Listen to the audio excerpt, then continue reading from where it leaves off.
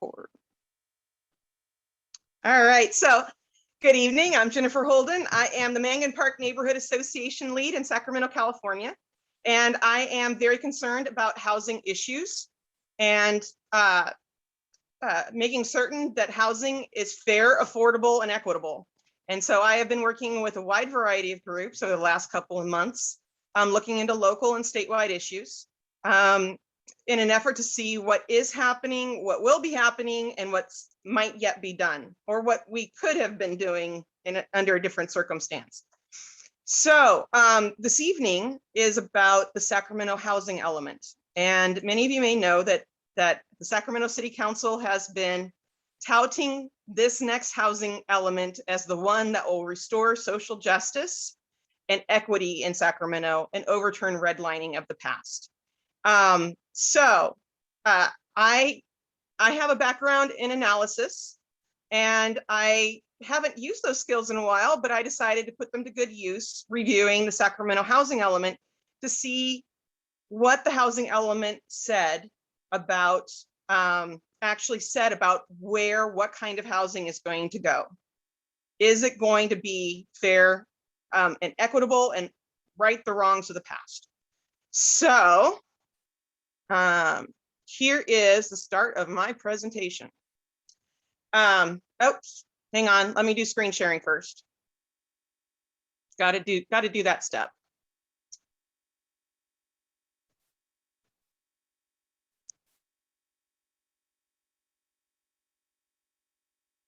Go. I'm going to share the screen.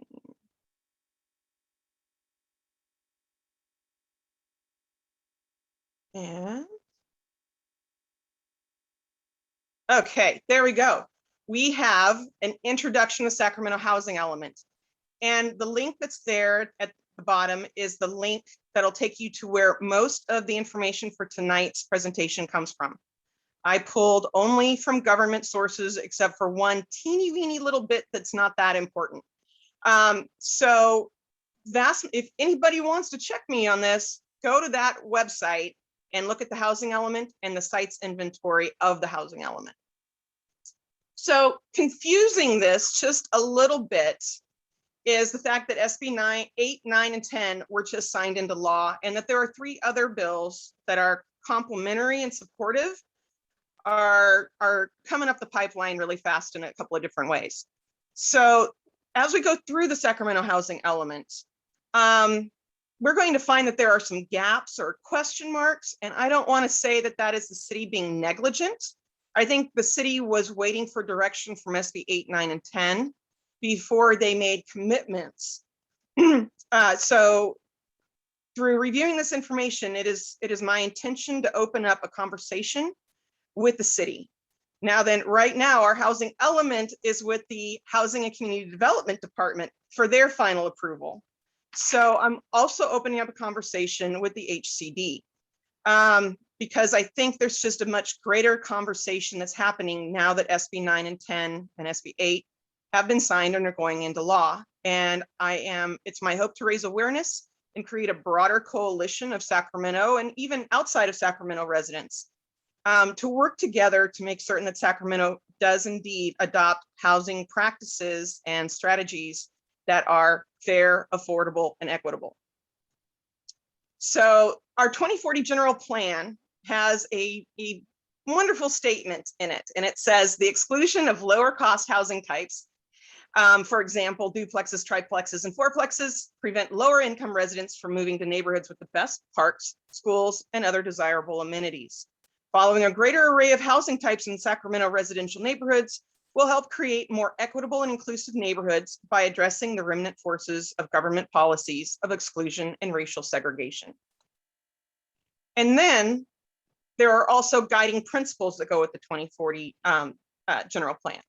And guiding principle number 4 says, cultivate a broad mix of housing types in all residential zones throughout the city to provide options for residents of all income levels while protecting existing residents and communities from displacement.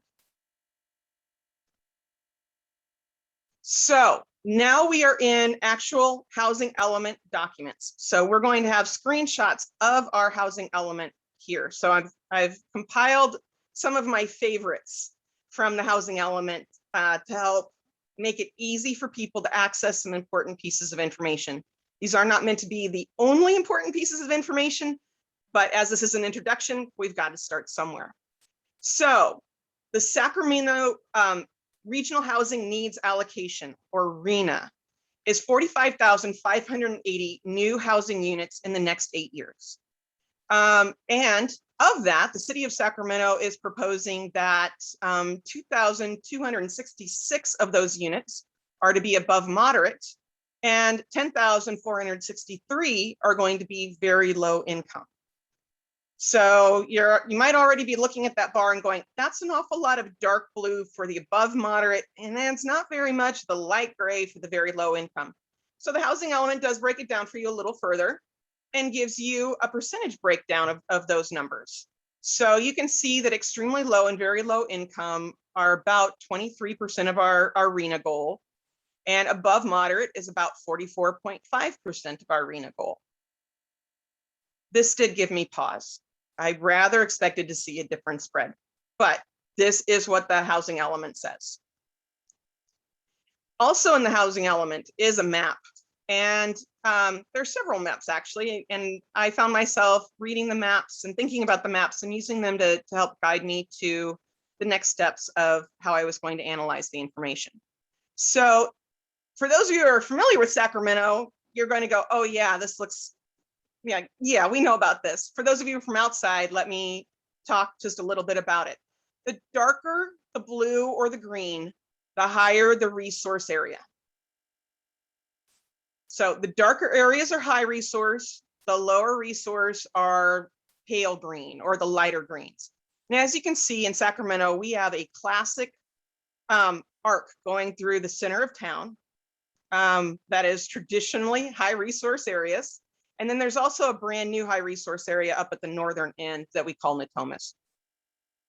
And we have classically, traditionally lower income areas above the arc and below the arc. So remember the shape of that arc and where the low resource areas are for our next map. So here is where the city of Sacramento expects gentrification and displacement to happen over the next 8 years. And the peach areas are, or orange, are low displacement areas. And the darker the purple, the more likely or higher amount of gentrification and displacement they expect to have happen while we're accomplishing our RHNA goals.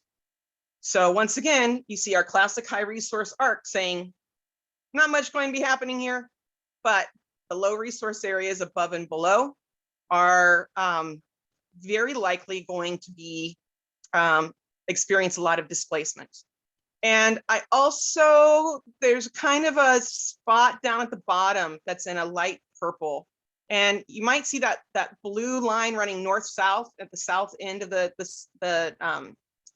of Sacramento. So that light blue north-south line, that's a light rail line that in the era of SB 10 is going to help create a high density transit corridor.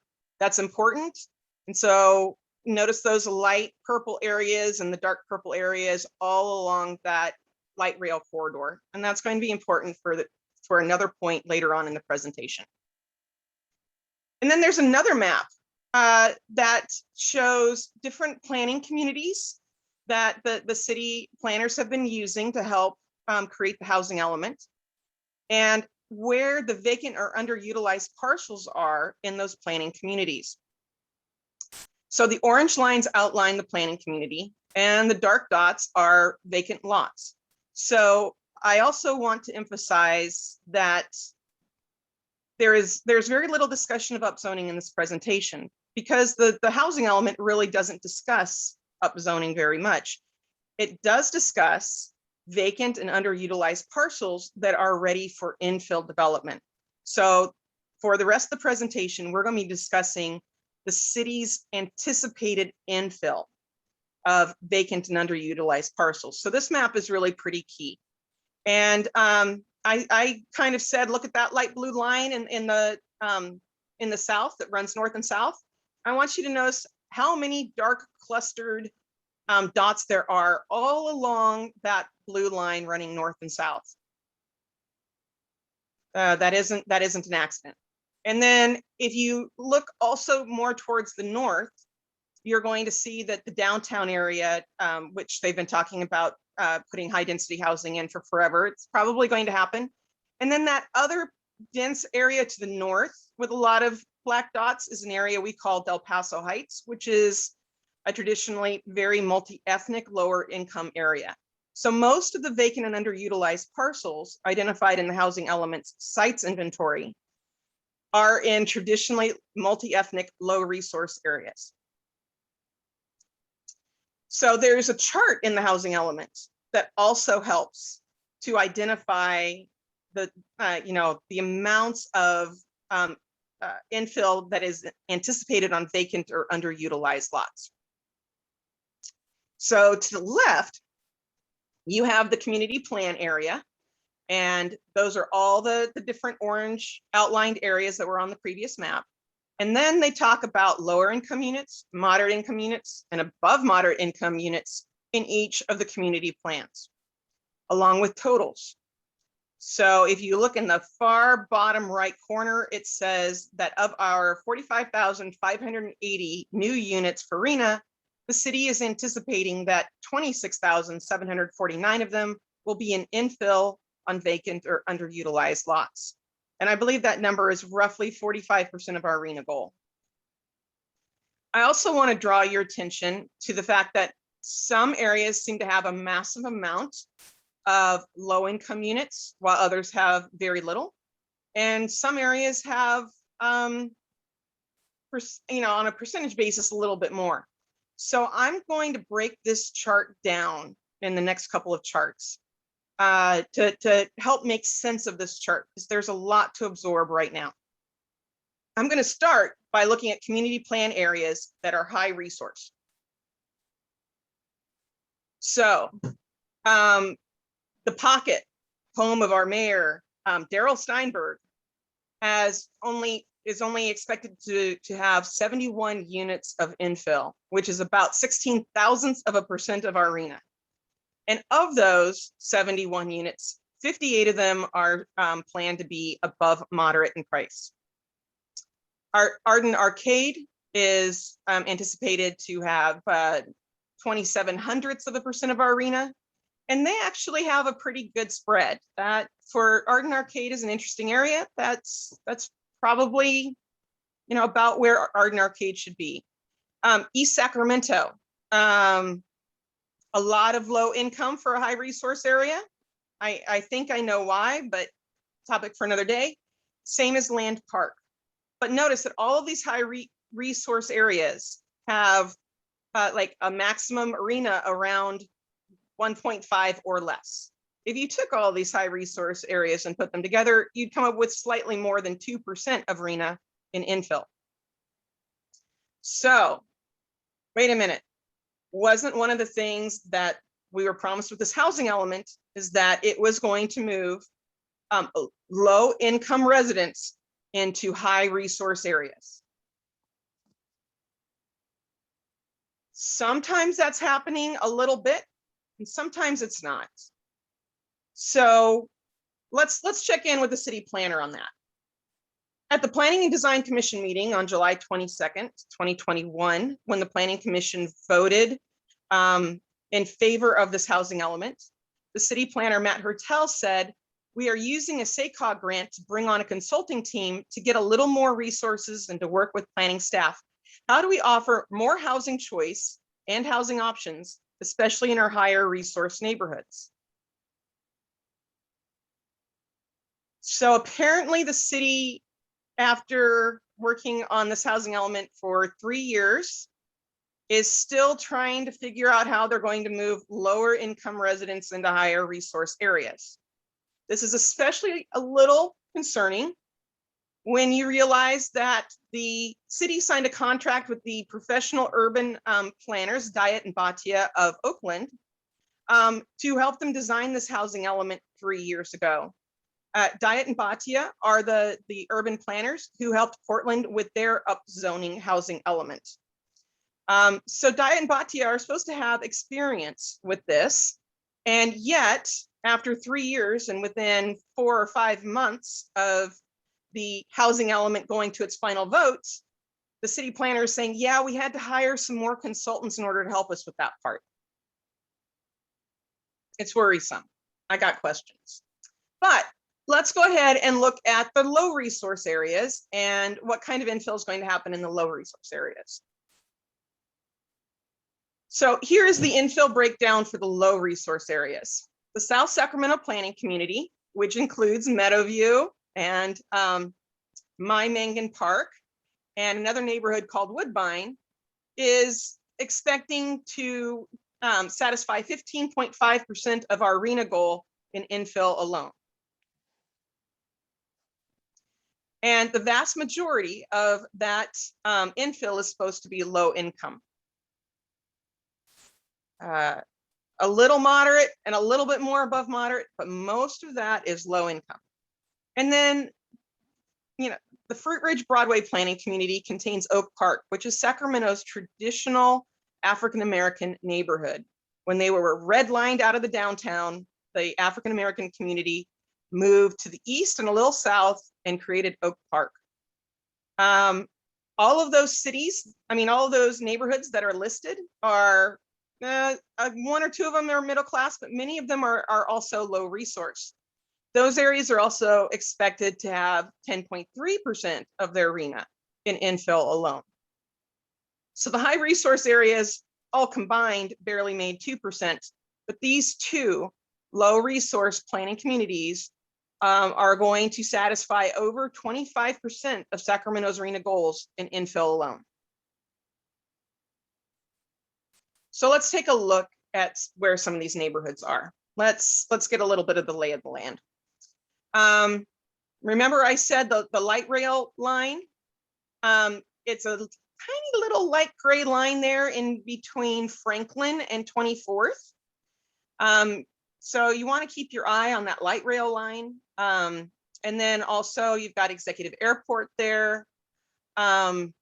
And then the main white line running east-south is Florin Road. And Florin Road is a major artery through the south area. It is also one of the roads that Sacramento Regional Transit has identified to become a high-density transportation corridor. And Florin may be losing some lanes to become so they can be dedicated bus and bicycle lanes. And Florin is expected to have bus service every 15 minutes. So they've got a light rail line crossing a high density Florin Road. And if you track with me from the west going east along Florin Road, you'll see over to the left or to the west, you'll see I-5. And on the extreme left edge of I-5 is the Pocket, which is one of those high resource areas that's not going to get much infill. And then you kind of cross Zeeburg Park, which has been, gentrifying a little bit over recent years. And then once you hit the Bing Maloney Golf Course, you are in Golf Course Terrace, which has very little infill. It's a lower middle class neighborhood. It's okay. And then you have on the north side of Florin Road, Woodbine and Southgate Industrial Park, with the light rail line running right through it. Now then, Woodbine and Southgate Industrial Park caught my attention. Let's zoom in. Let's take a look here. And you'll notice that medium gray line running through, which is the light rail. So that's going between Florin Road and 47th, and Woodbine is on the west. And they call it Capitol Gardens. You've also got Southgate Industrial. Those are to the east of the light rail line with Florin Road at the bottom. And I'll just let you kind of soak all of that geography in for a moment. You've got close proximity to 99. You've got Franklin Boulevard, which is very commercial. You've got Florin, a light rail station, and then I-5 isn't too far away either.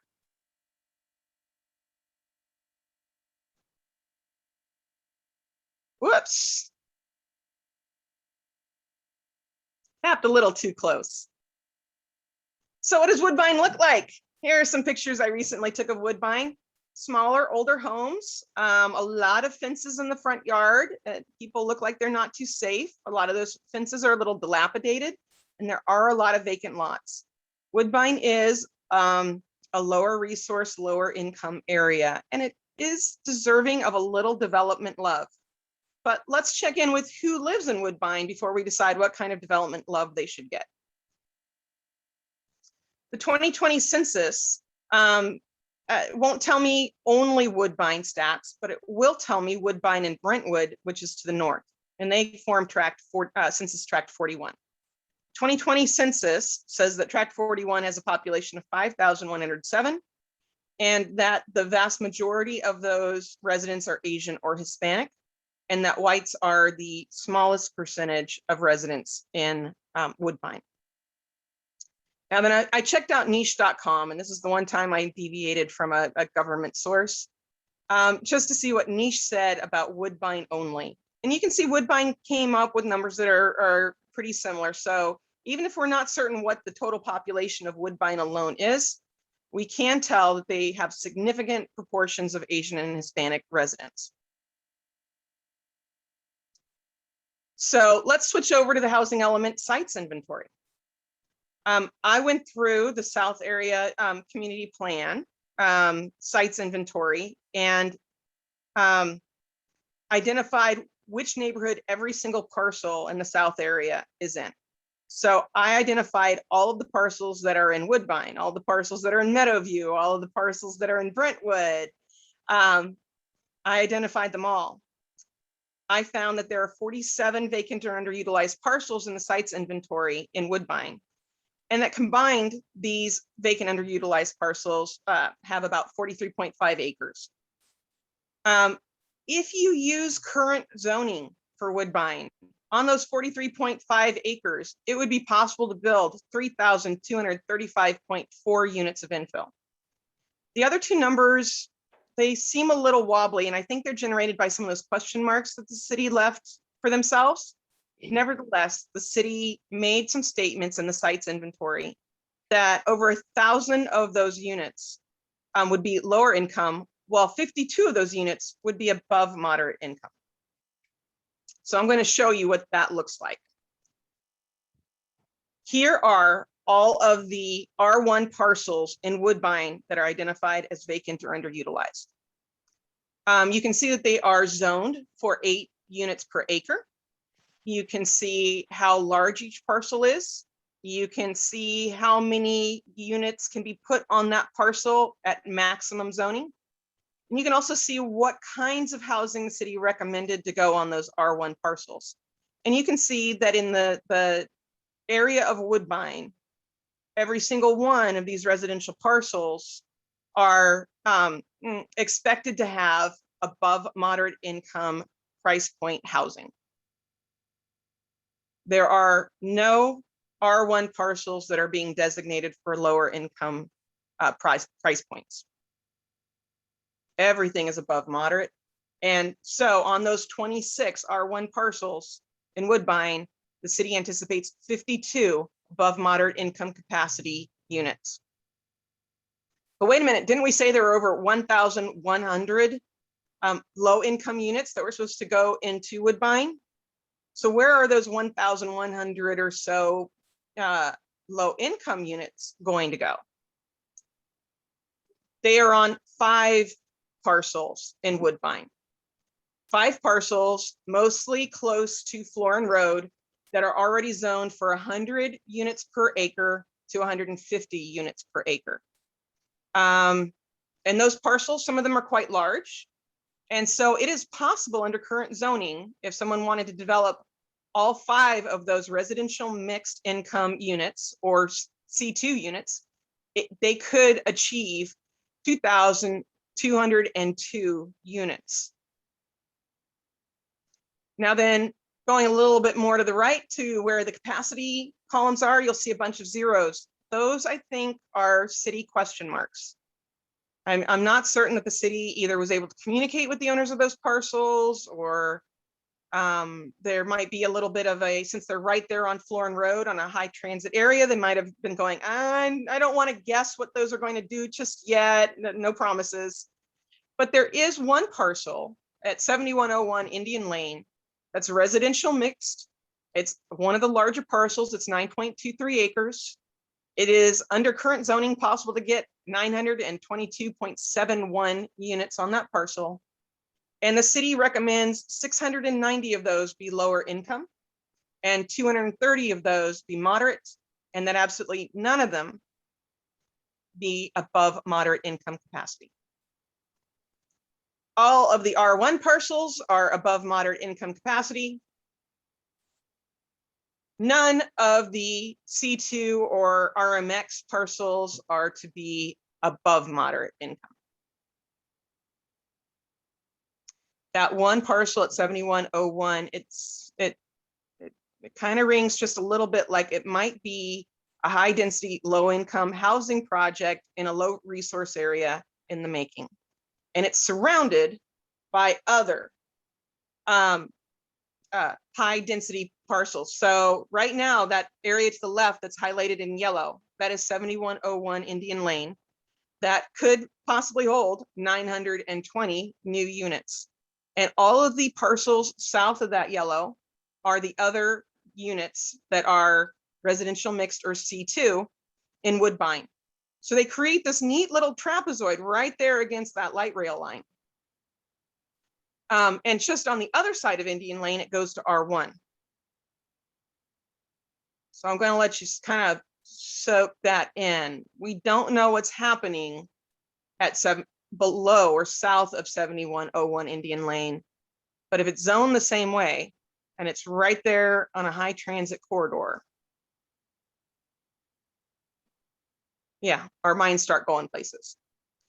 And then the lot in the middle that's grayed out, I grayed out because it is not a vacant or underutilized lot at all. It is loaded with mobile homes. It's a massive mobile home park. So it is not a vacant or underutilized lot, which is why I wanted it grayed out. But if you look below that, right up against Florin Road and also to the east of it, those parcels are also identified as residential mixed and C2 at a very high capacity. So let's now take a look at those parcels in Southgate Industrial. Now then, these are not all adjacent or contiguous parcels. I want to emphasize that. However, they're on this very close to each other on the same commercial high transit corridor. And you can see that there is a lot of blank spaces in there again. The city has not committed, but there's a few more spots in the Southgate Industrial area that are filled in. And they're almost all for lower income capacity with no above moderate income capacity units anticipated. If we considered this amount of area altogether, it's 41.19 acres, and at current zoning, they could have a maximum number of units of 4,974, of which the majority that the city does discuss would be lower income capacity with a little moderate. Also, something to consider when we're discussing those kinds of densities is that the city of Sacramento did not include an environmental impact review in the creation of this housing element.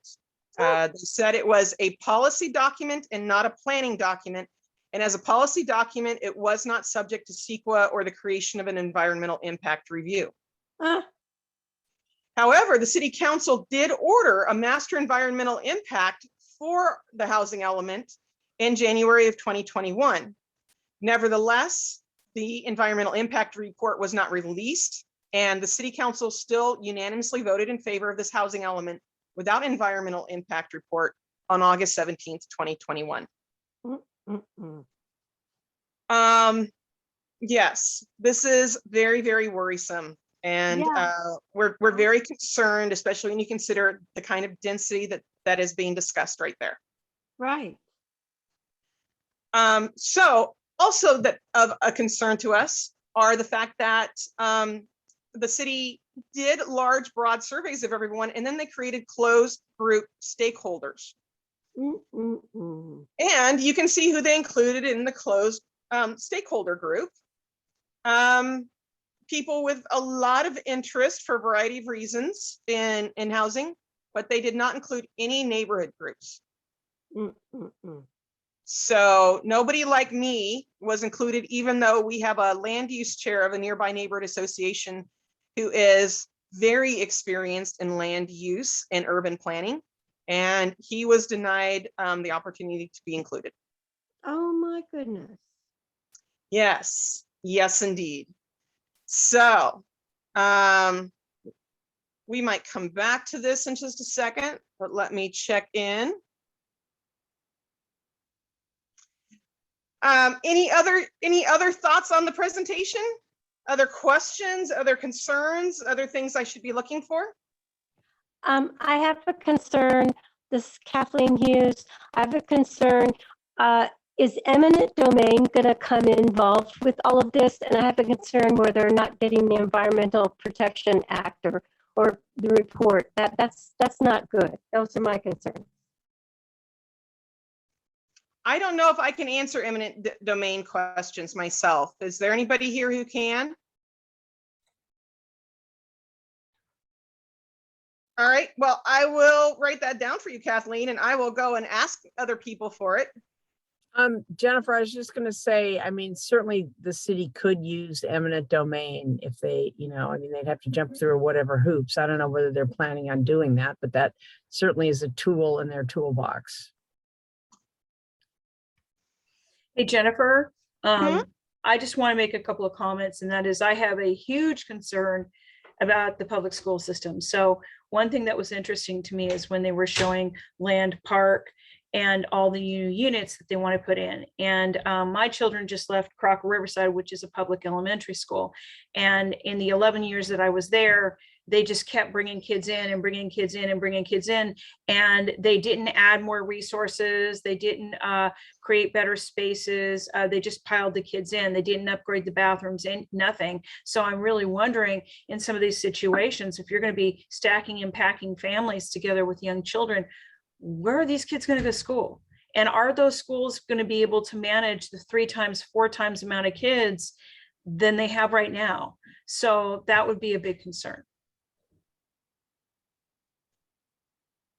I know with SB 9, Sacramento didn't care at all. That's one of the things we kept bringing up. SB 9, SB 10, they just don't care. And that's one of our concerns with the initiative is like, we need to stop it and put the brakes on and fix what's already been broken before we keep adding.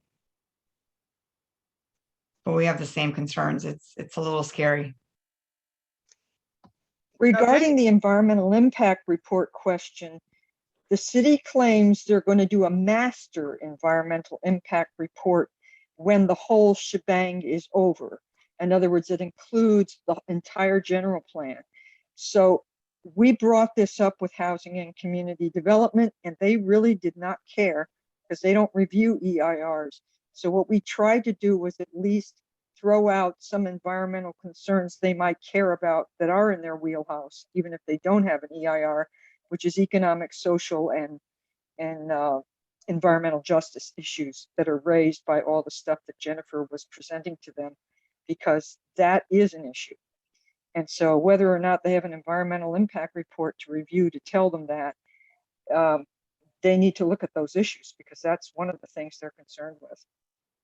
But the city issued a negative declaration on the advice of their consultants and everybody else that said, as Jennifer said, it was just a policy document. And so they didn't need to issue an EIR, which is ridiculous because the policy document